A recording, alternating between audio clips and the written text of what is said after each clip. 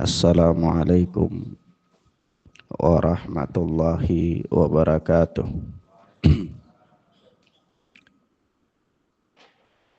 Alhamdulillahilladzi hadana lil Islam wa manna alaina bih wa akhrajana fi khairi ummatin fanas'aluhu at-taufiqa lima yuhibbu wa yarda wal hifdha mimma yakrahu wa yashad. Wa nusalli wa nusallimu ala habibina wa sayyidina Muhammad bin Abdullah wa ala alihi wa ashabihi wa man sara ala nahjihi ila yaumil qiyamah. Amma ba'd. Ikhwan wa akhwat rahimana wa rahimakumullah, kita lanjutkan pelajaran kita, yakni pelajaran akidah salaf ashabul hadis oleh al-Imam Abu Uthman As-Sabuni rahimana rahimahullah. Selanjutnya kita masih berada pada pembahasan tentang istiwa Allahi ala arsyih, beristiwanya Allah subhanahu wa ta'ala di atas arasy-Nya. Kemudian berkata Al-Imam As-Sabuni rahimana wa rahimakumullah, setelah beliau menyebutkan ayat di dalam surat Yunus, inna rabbakumullahu alladhi khalaqas samawati wal arda fi sittati ayyam thumma istawa 'alal arsh yudabbirul amra ma min syafi'in illa min ba'di idnih, yaitu sesungguhnya Rabb kalian Allah yang menciptakan langit dan bumi dalam 6 masa. Tsumma stawa 'alal arsy, kemudian dia bersemayam, dia beristiwa di atas arsy. Yudabbirul amra, dan dia mengatur segala urusan. Ma min syafi'in illa min ba'di idnih, dan tidak ada yang dapat memberikan syafaat di sisinya melainkan setelah mendapatkan izin darinya, dari Allah subhanahu wa ta'ala. Kemudian ya ikhwan wa akhwat, pada pelajaran yang lalu atau pertemuan yang lalu kita telah menyebutkan beberapa hal yang berkaitan dengan ayat ini dan ayat-ayat yang semisal. Sebelum kita lanjutkan, kita bacakan dulu dalil-dalil yang disampaikan oleh Al-Imam As-Sabuni. Kemudian beliau berkata selanjutnya, wa qawlihi fi suratir Ra'd, dan firman Allah subhanahu wa ta'ala pada surat Ar-Ra'd, Allahu alladzi rafa'as samawati bighairi 'amadin tarawnaha thumma istawa 'alal arsy. Allah subhanahu wa ta'ala yang meninggikan, mengangkat langit tanpa tiang sebagaimana yang kalian telah melihatnya. Tsumma istawa 'alal arsy, kemudian Allah subhanahu wa ta'ala beristiwa di atas arsy. Wa qawlihi fi suratil Furqan, dan juga pada firman Allah subhanahu wa ta'ala dalam surat Al-Furqan, tsumma istawa 'alal arsy ar-Rahman fas'al bihi khabira. Kemudian dia Allah beristiwa di atas arasy, Ar-Rahman, Allah yang Maha Rahman, fas'al bihi khabira, maka tanyakanlah kepadanya, yakni kepada Nabi sallallahu alaihi wasallam tentang Allah subhanahu wa ta'ala. Kemudian kata Al-Imam As-Sabuni berikutnya, wa qawlihi fi suratis Sajadah, dan juga dalilnya pada firman Allah dalam surat As-Sajadah, thumma stawa 'alal arsy, kemudian Allah beristiwa di atas arsy. Wa qawlihi subhanah, dan juga firman-Nya yang maha suci, Allahul ladzi khalaqas samawati wal arda wa ma bainahuma fi sittati ayyam thumma stawa 'alal arsy. Allah yang menciptakan langit dan bumi dan apa-apa yang ada di antara keduanya. Fi sittati ayyam, dalam 6 hari. Thumma stawa 'alal arsy, kemudian Allah subhanahu wa ta'ala beristiwa di atas arsy. Taib. Ikhwan wa akhwat, ini dalil-dalil yang disebutkan oleh Al-Imam As-Sabuni rahimana wa rahimahullah dalam rangka memberikan dalil tentang keyakinan ashabul hadis yang berkaitan dalam permasalahan ini, khususnya tentang istiwanya Allah di arsy-Nya. Sebagaimana kata beliau, wa ya'taqidu ahlul hadis wa yashhaduna anna Allah fawqa sab'i samawatin ala arsyih. Ashabul hadis itu mereka meyakini dan mereka bersaksi bahwa Allah subhanahu wa ta'ala itu di atas langit yang ketujuh, di atas arsy-Nya. Taib. Dan sudah kita jelaskan pada pelajaran yang lalu beberapa hal terkait dengan hal ini.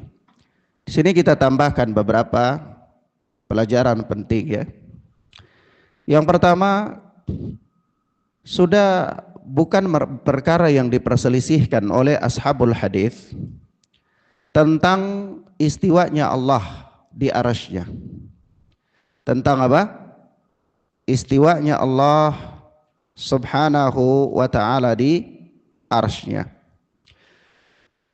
Namun kemudian terjadilah berbagai macam perselisihan dalam bab ini setelah berlalunya generasi para sahabat ridwanullahi alaihim ajma'in.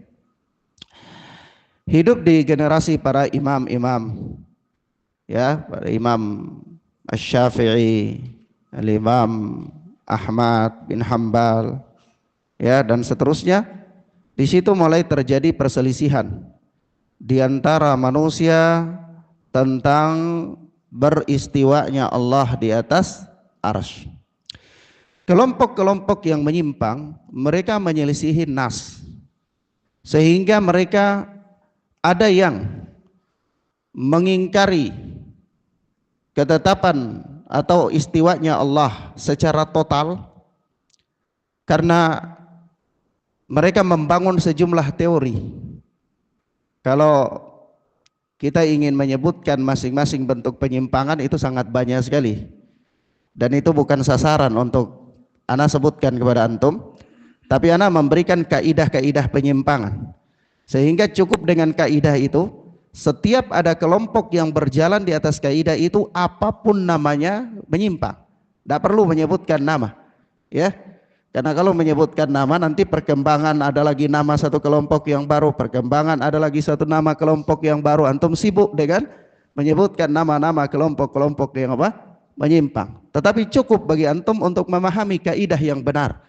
Sehingga dengan kaidah yang benar itu menjadi mizan, menjadi timbangan untuk kita bisa mengukur, oh setiap kelompok yang bersesuaian dia berada di atas al-haq, setiap kelompok yang tidak bersesuaian dia berada di atas al-batil. Apapun namanya, nama itu enggak penting. Ya kadang-kadang dia mau kasih nama apa namanya Wiro Sableng atau Doraemon, ya terserah saja.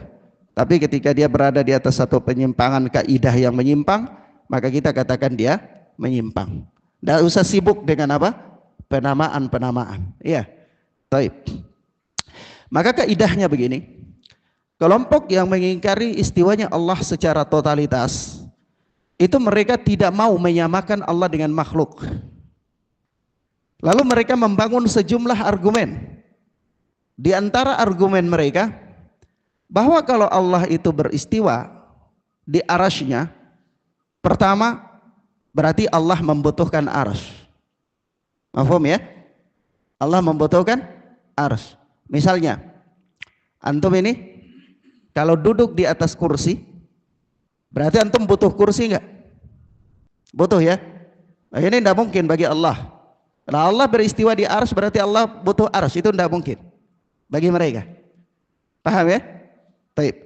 Yang kedua, mereka mengatakan kalau seandainya Allah itu beristiwa di atas arasy, maka sudah pasti arasy itu harus lebih besar daripada Allah, supaya ada keseimbangan. Misalnya antum duduk di atas kursi, kursi yang antum jadikan untuk tempat duduk itu harus lebih besar dari antum apa enggak? Supaya dia bisa menopang antum ya. Seandainya antum duduk di atas gelas ini bisa enggak? Enggak bisa ya? Paham maksudnya? Jadi kalau misalnya Allah itu istiwa di atas arsy, berarti arsy itu harus lebih besar dari Allah. Itu konsekuensi yang mereka bangun, logika yang mereka bangun. Paham ya? Paham ya kawan? Ini cara berpikirnya orang yang sesat dalam bab ini. Ini Anda sebutkan kaidahnya. Yang kedua, mereka mengatakan, yang ketiga, mereka mengatakan kalau seandainya Allah itu beristiwa di arasy, itu berarti apa? Allah itu menempel dengan arasy. Menempel dengan arasy. Kalau antum misalnya duduk di, atau antum letakkan ini tisu di atas meja, konsekuensinya kotak tisu ini menempel dengan meja enggak? Menempel ya? Berarti kalau Allah di atas arasy, itu berarti Allah menempel dengan arasy. Dan ini tidak mungkin. Paham? Paham maksudnya? Nah, ini tidak mungkin bagi mereka. Sehingga karena asumsi yang mereka bangun demikian adanya, dan itu semua tidak mungkin, karena seandainya itu ada, maka ini sama dengan makhluk. Maka konsekuensinya adalah harus tolak sifat ini supaya enggak ada. Paham ya? Mafhum? Naam. Baik. Kita berhenti sebentar. Paham enggak? Paham? Baik. Karena logika yang mereka bangun tentang sifat istiwanya Allah ini sama dengan makhluk, dan itu semua tidak mungkin, maka supaya itu tidak ada pada Allah harus dihilangkan sifat ini. Maka, paham ya? Cara menghilangkan sifat ini adalah pertama, meniadakan sama sekali, ta'til akhirnya. Ya. Yang kedua, mentakwilkan kepada makna yang lain. Mentakwilkan kepada makna yang lain. Baik. Paham ya, kawan? Ketika mereka mentakwilkan kepada makna yang lain, maka masuklah makna istaula kepada makna istiwa. Baik. Apa itu istaula atau istila? Apa itu? Menguasai. Paham ya, kawan? Paham ya? Bagaimana kita menjawabnya? Ustaz, apakah kelompok menyimpang berjalan di atas asas ini? Iya, mereka berjalan di atas asas ini. Kelompok apapun, siapapun, bagaimana namanya, itu dia berjalan di atas asas ini. Sehingga dia menyimpang. Dia terjatuh ke dalam mu'attilah, meniadakan sama sekali. Ada yang dia terjatuh di dalam musyabbihah, karena dia menyerupakan Allah dengan makhluk seperti tadi. Kemudian ada yang dia terjatuh di dalam Jahmiyah yang mentakwilkan kepada makna yang lain. Ala kulli hal, mereka berjalan di atas asas ini, dasar ini. Nah, mafhum sampai di sini? Baik. Kita membantahnya adalah yang pertama. Apa tadi yang pertama?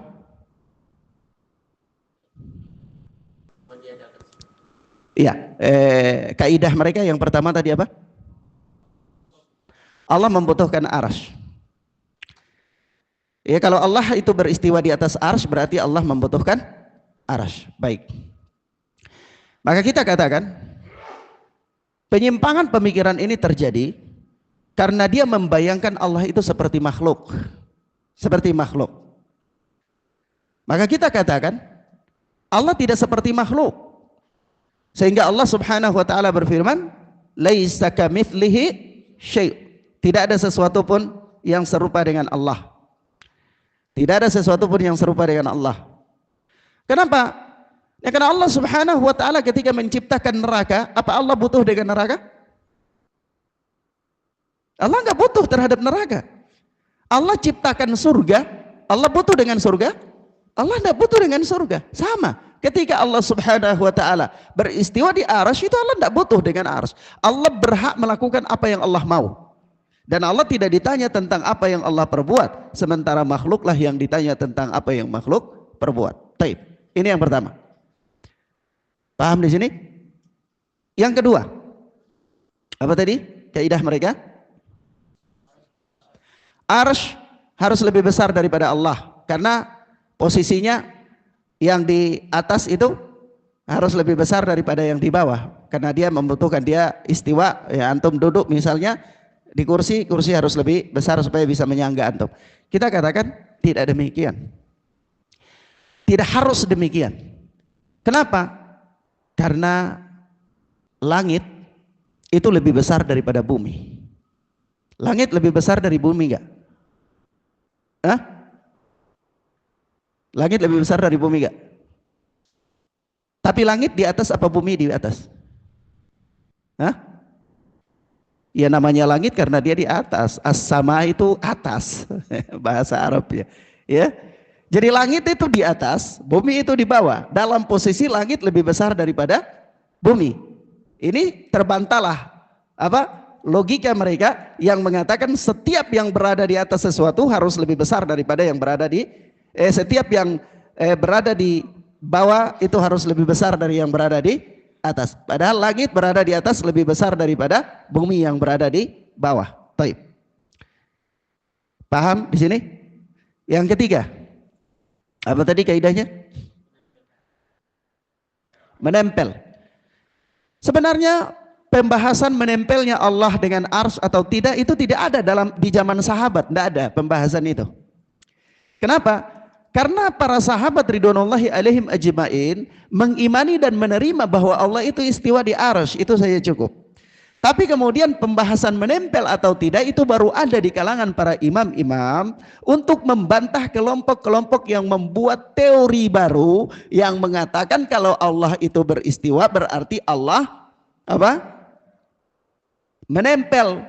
Maka di antara kelompok ini ada dua kelompok yang menonjol, yaitu kelompok hululiyah yang mengatakan Allah itu bisa menyatu dengan menitis ke hamba. Ada kelompok yang mengatakan ittihadiyah, wahdatul wujud, yaitu Allah menyatu dengan makhluk, menitis dan menyatu. Dua kelompok ini mereka menetapkan iya Allah itu memang beristiwa di atas arsy, Allah menempel dengan arsy, Allah menyatu dengan makhluk. Nah, Allah menyatu dengan makhluk, mereka sampailah pada pemahaman hululiyah, sampailah pada pemahaman wahdatul wujud. Maka untuk menepis kelompok yang menetapkannya secara membabi buta dan kelompok yang menghilangkannya juga secara membabi buta, Ahlus Sunnati wal Jamaah membuat satu kaidah yang lain untuk membedakan, yaitu wa huwa ala arsyihi bainun min khalqih. Allah itu berada di atas arsy-Nya tapi terpisah dengan makhluknya. Ada kalimat bainun min khalqih, terpisah dari makhluknya. Itu kalimat itu di zaman sahabat tidak ada. Kenapa? Karena sahabat tidak perlu memperselisihkan apa istiwanya Allah. Tapi kemudian setelah terjadinya fitnah, bagaimana kaifiyah istiwanya Allah itu, maka para a'immah, ashabul hadis menetapkan kaidah yang ba'inun min khalqih untuk memberikan bantahan kepada kedua kelompok yang berseberangan, yang menyimpang di sini. Naam. Taib. Sampai di sini paham ya, ikhwan? Mahfum sampai sini? Baik. Begini maksudnya. Allah itu bersemayam di atas arsy, tapi Allah terpisah dengan makhluknya. Logisnya, kita katakan langit berada di atas bumi. Iya. Langit menempel enggak dengan bumi? Hah? Tidak. Bahkan antara langit dan bumi itu membutuhkan ruang yang ditempuh dalam perjalanan ratusan tahun. Ya, tapi langit berada di atas bumi. Nah, salah satu ayat yang Allah Subhanahu wa taala sebutkan yang sebutkan oleh Al-Imam As-Sabuni di sini adalah Allahul ladzi rafa'as samawati bighairi amadin tarawnaha. Allah Subhanahu wa taala yang mengangkat langit, ya, meninggikan langit tanpa tiang tarawnaha, sebagaimana yang kalian lihat. Artinya langit berada di atas bumi itu tidak ada sesuatu pun yang menyokong dia, yang menghubungkan antara bumi dengan langit sebagai sanggahan. Paham nggak? Paham ya, kawan? Sampai di sini paham? Sehingga langit itu benar-benar berada di atas bumi tanpa ada sambungan dari bumi ke langit. Ini makhluk. Ini makhluk. Allah bisa menciptakannya dalam bentuk demikian. Maka tentu ketika berbicara tentang sifat istiwanya Allah, mimbabil aula, lebih tinggi lagi daripada itu. Ya, paham ya, kawan? Itu bantahan untuk poin yang ketiga, bahwa Allah itu menyatu, menempel, tidak mungkin. Baik. Kemudian para salaf mengatakan sebagaimana perkataan yang ma'ruf dari Al-Imam Malik rahimahullah. Sebenarnya perkataan ini bukan dari Imam Malik, ya. Perkataan ini asalnya dari guru Imam Malik, yaitu Rabi'ah. Tetapi kemudian dia baru terkenal ketika diucapkan oleh Al-Imam Malik rahimahullah, yaitu apa? Al-istiwa ma'lum wal kaifu majhul was su'alu anhu bid'ah. Istiwa itu maklum, kaifiyahnya tidak diketahui. Kenapa? Karena Allah tidak menerangkan kepada kita bagaimana kaifiyahnya.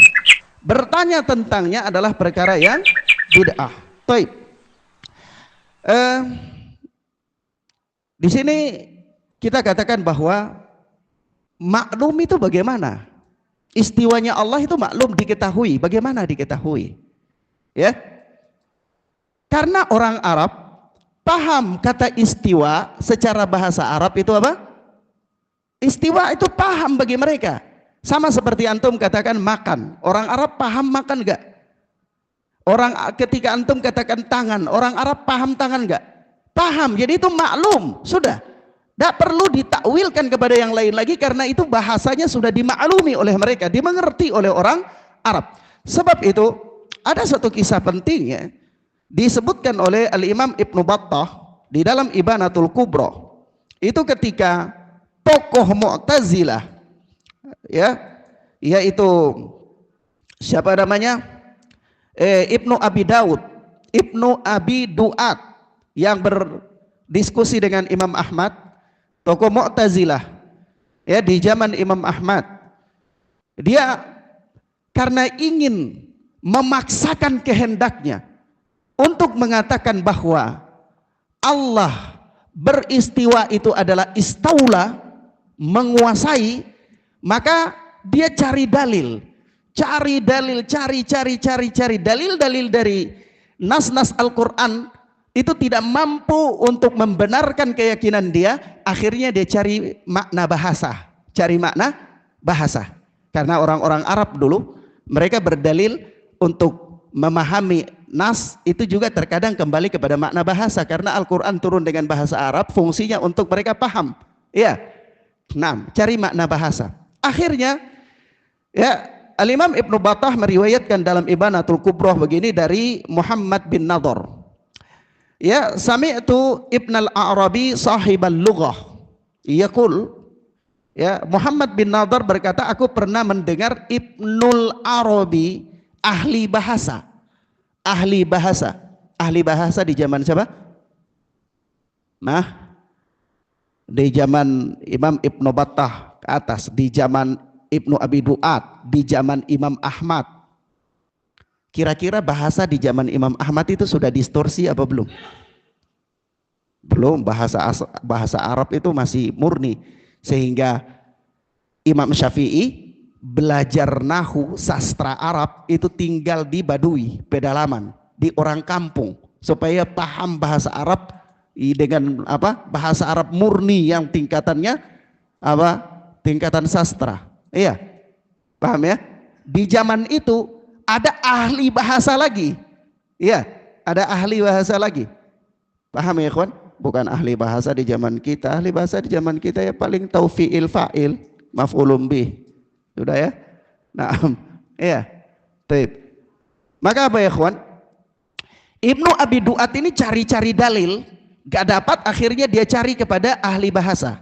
Dia bertanya kepada Ibnul Arabi, ahli lughah di zaman itu. Kata dia begini, ya, yaqul Ibnul Arabi ini dia berkata, aradani Ibnu Abi Duat an atluba lahu fi ba'dil lughatil Arab wa ma'aniha ar-Rahmanu 'alal arsy istawa bimakna istaula. Ibnu Abi Duat meminta kepadaku, meminta kepada ahli bahasa untuk mencari makna bahasa terhadap ayat Ar-Rahmanu 'alal arsy istawa, Allah beristiwa di atas arasy. Itu cari dia punya makna dalam bahasa yang maknanya istaula, menguasai. Kira-kira ada bahasa Arab enggak yang memberikan makna bahwa istiwa itu maknanya istaula? Paham enggak? Nah, maka apa kata dia? Faqultu lahu wallah ma yakunu hadza wala wajadtu. Demi Allah, ini bukan artinya ndak kayak gini, dan saya tidak pernah mendapati dalam ilmu bahasa yang mengatakan istiwa itu maknanya istaula. Paham enggak?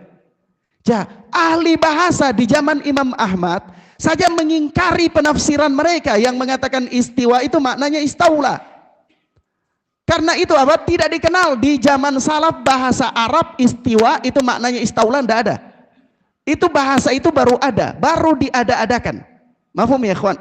Bukti konkretnya ahli bahasa di zaman Imam Ahmad, Ibnu Abi Duat itu pernah meminta kepada Ibnul Arabi untuk cari makna bahasa yang mengatakan istawa itu maknanya istaula, begitu. Tapi enggak ada, ahli bahasa mengatakan enggak ada.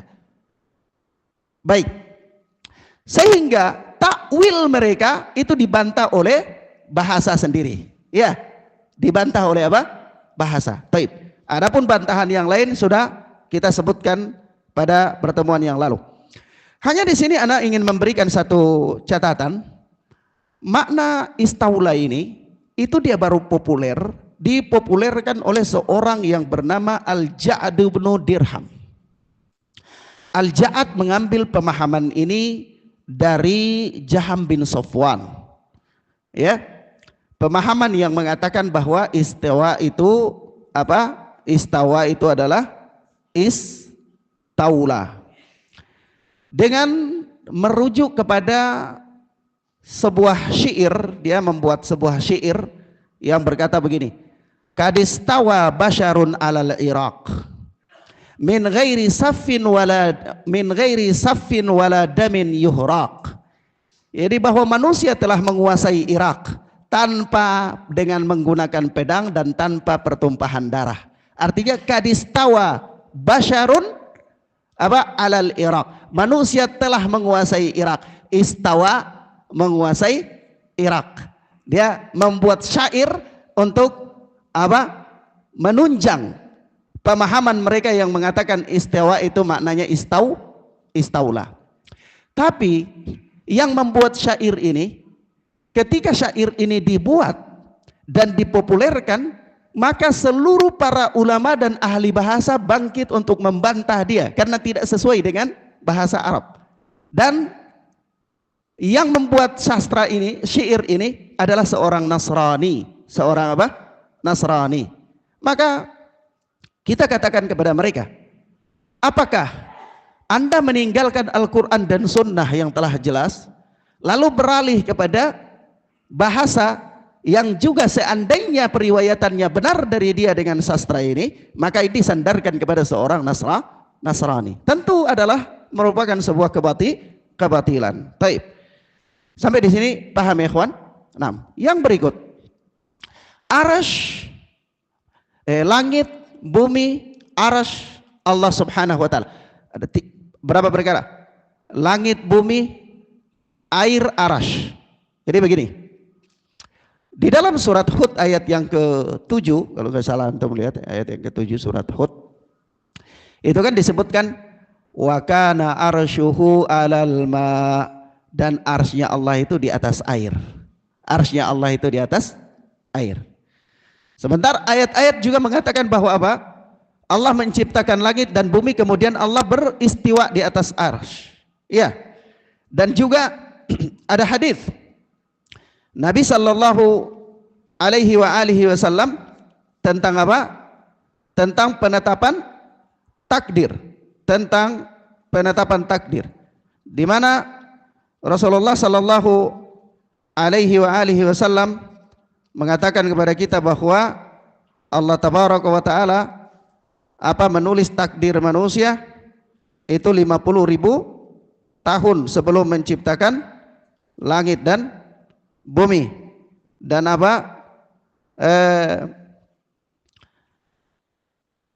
arsy Allah itu di atas air.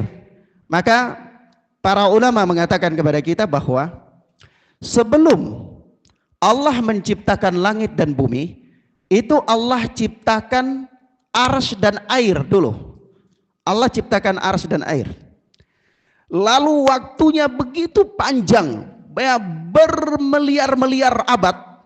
Kemudian Allah menetapkan takdir-takdir manusia di Lauhul Mahfuz. Setelah Allah menetapkan takdir-takdir manusia, dari Allah menetapkan takdir itu 50.000 tahun, kemudian Allah menciptakan langit dan bumi. Setelah Allah menciptakan langit dan bumi, kemudian baru Allah itu beristiwa di arasy. Nah, sebelum penciptaan langit dan bumi, itu arasy Allah ada di mana? Di atas air. Paham ya, ikhwan? Mafhum ya? Kalau antum katakan kepada anak, Ustadz, siapa yang mengatakan seperti ini untuk antum? Maka yang mengatakan seperti ini ana sebutkan. Al-Hafidz Ibnu Katsir rahimahullah di dalam tafsirnya ketika menafsirkan firman Allah surat Hud ayat yang ke-7 itu. Kemudian Ibnu Taimiyah rahimahullah dalam Majmu' Fatawa. Kemudian Al-Imam Bukhari dalam sahihnya menyebutkan hadis. Kalau tidak salah itu hadis yang ke 3191, kalau anak-anak tidak salah nanti bisa dicek saja gampang. Ya.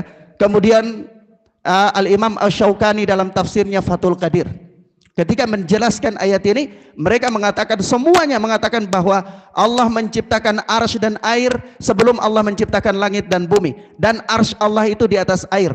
Itu terjadi, hadis-hadis yang mengatakan arsy Allah di atas air itu sebelum Allah menciptakan langit dan bumi. Ketika Allah menciptakan langit dan bumi, maka arsy Allah subhanahu wa ta'ala, Allah beristiwa di atas arsy-Nya, dan arsy-Nya Allah itu di atas surga Firdaus, ya, merupakan atapnya surga dan atapnya segala sesuatu. Nah, mafhum di situ ya, ikhwan? Paham ya? Sampai di sini paham? Ya, jadi supaya tidak ada kebingungan, nanti kita baca hadis-hadis, ya Ustaz kan wa arsyuhu 'alal ma'. Ayat mengatakan wa kana arsyuhu 'alal ma', dan arsy Allah itu di atas air. Kalau antum juga baca hadis mengatakan idza sa'altumullaha fas'aluhu al-firdaus. Kalau kalian minta kepada Allah maka mintalah surga Firdaus. Dan seterusnya di akhir dari hadis itu mengatakan bahwa apa? Di atas surga Firdaus itu adalah arsy-Nya Allah subhanahu wa ta'ala. Bagaimana mengkompromikannya? Maka para ulama menjelaskan yang anak sebutkan tadi, Ibnu Katsir di dalam tafsirnya, Al-Imam Syaukani dalam tafsirnya, Syekhul Islam Ibnu Taimiyah dalam Majmu' Fatawa, Al-Imam Bukhari di dalam bab Bada'il Khalqi, awal penciptaan, itu menyebutkan hadis-hadis yang mengatakan semua bahwa sebelum Allah menciptakan langit dan bumi, itu Allah menciptakan arsy dan air dulu, kemudian arsy Allah itu di atas air, nanti ribuan puluhan jutaan tahun kemudian baru Allah menciptakan langit dan bumi. Jarak antara Allah mau menciptakan langit dan bumi dan penetapan takdir itu disebutkan oleh Rasulullah kepada kita. Allah tetapkan takdir dulu 50.000 tahun kemudian baru menciptakan langit dan bumi. Setelah menciptakan langit dan bumi dalam 6 masa, kemudian Allah beristiwa di atas arsy. Pemahamannya, sebelum Allah Subhanahu wa taala menciptakan langit dan bumi, itu Allah belum beristiwa di atas arsy, karena ini kan fi'liyah. Fi'liyah itu Allah lakukan ketika Allah mau, Allah menciptakan. Sebelum Allah ciptakan Nabi Adam kan gak ada Nabi Adam. Nanti begitu Allah mau menciptakan Nabi Adam, baru Allah ciptakan Nabi Adam, baru Nabi Adam itu ada. Allah datang juga begitu. Sebelum Allah kalau nggak mau datang, Allah tidak berkehendak datang, maka Allah nggak datang. Begitu Allah kehendak datang, baru Allah itu datang. Ini fi'liyah. Paham ya ikhwan? Ini fi'liyah. Taib. Sampai di sini paham? Mafhum ya?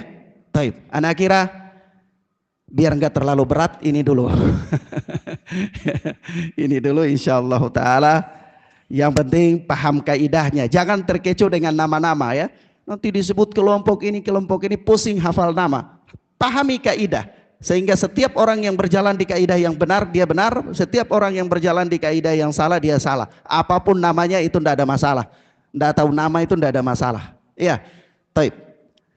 Demikian ya ikhwan fillah, azani Allah wa iyyakum, ila huna naktafi bihadzal dars. Wassallallahu ala nabiyina Muhammad wa ala alihi wa sahbihi wasallam. Subhanaka Allahumma bihamdika asyhadu an la ilaha illa anta astaghfiruka wa atubu ilaik. Wassalamualaikum warahmatullahi wabarakatuh. Boleh. Sebagaimana yang kita yakini dalam akidah Ahlussunnah wal Jamaah, bahwa tauhid ada 3. Tauhid rububiyah dan uluhiyah dan asma wa sifat yang kita bahas hari ini.